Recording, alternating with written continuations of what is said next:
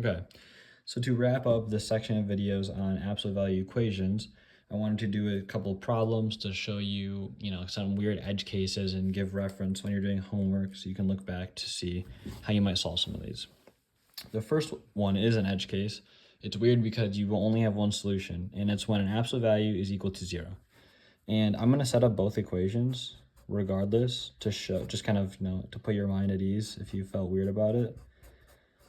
But positive 0, 0, negative 0, 0, 0 is just 0 regardless. So this is kind of just to prove to you that, sorry, I should have added that I was adding 4 to both sides of the equation.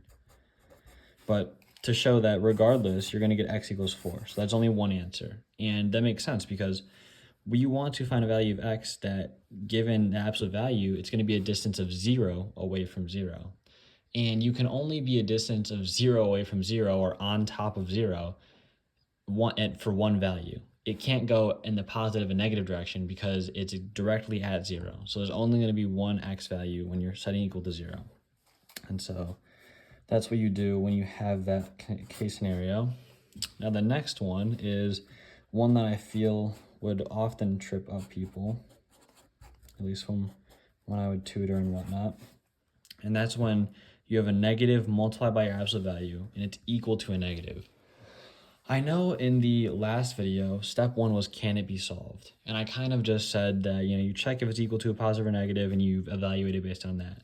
But the most important thing to look for is really, once you get this alone, is the absolute value equal to a positive number? Because if just the absolute value is equal to a positive number, then that's what really matters. And so in this, the first step would technically be checking, can it be solved?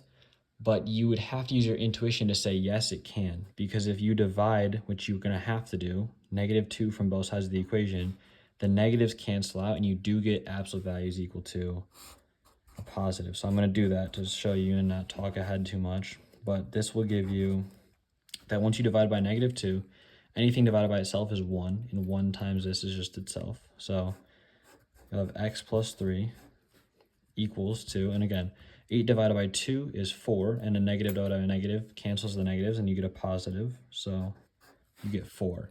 Now, this is an equation that absolutely can be solved. You have an absolute value, or taking the distance of something and equating it to a positive number. This is something that can be done, and easily now that we know what to do. So we're going to set up our two equations. X plus 3 is equal to 4, and x plus 3 is equal to -4. And so solving these, we're going to subtract 3 from both sides and get x equals 1. And we're going to do the same over here. We're going to take 3 away from -4, or in other words, we're at -4, and we're going 3 more in the more negative direction. So it's going to be x equals -7. And so for this equation, these two values of x will solve this equation. And for this one, I want to show you at least why that's the case. So we're going to say check.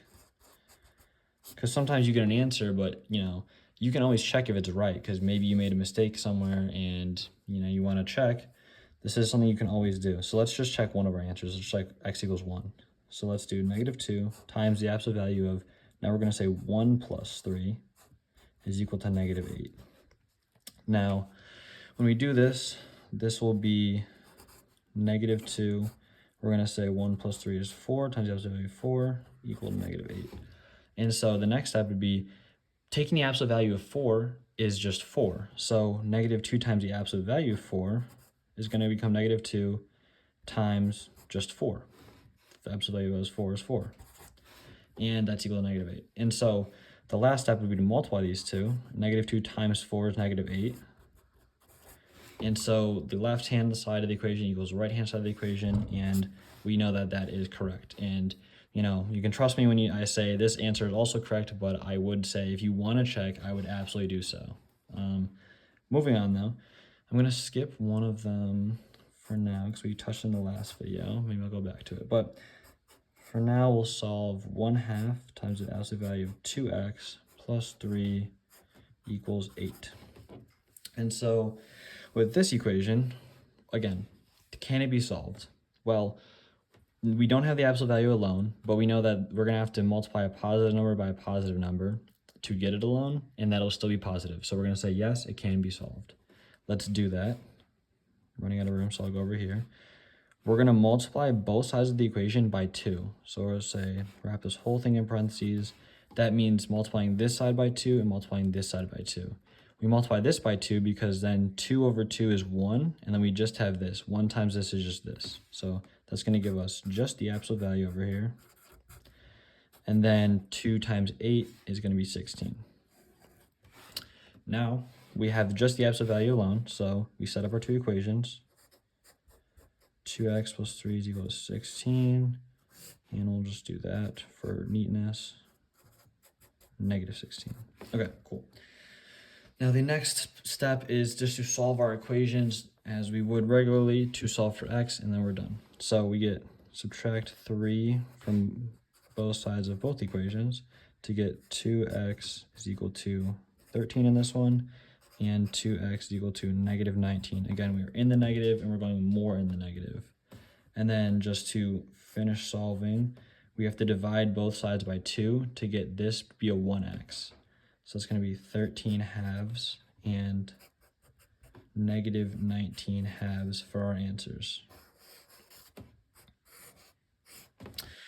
Again, some of this math might be a little bit, assumed. And so if it is, again, I hope to have better videos up on just, beginning algebra steps of equation solving. And if I don't, reach out to me or comment, and, I hopefully should get them up. But we just divided right here by 2 because we want 1x. We're solving for what 1x equals, not, 2x or 3x. We want just 1x equal to something. So it's kind of just to clarify.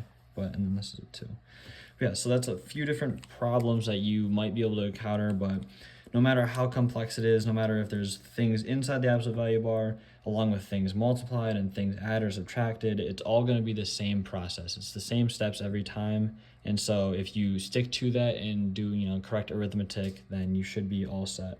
But if you have any questions, comment on the video, please. And thank you very much. Don't forget to like and subscribe.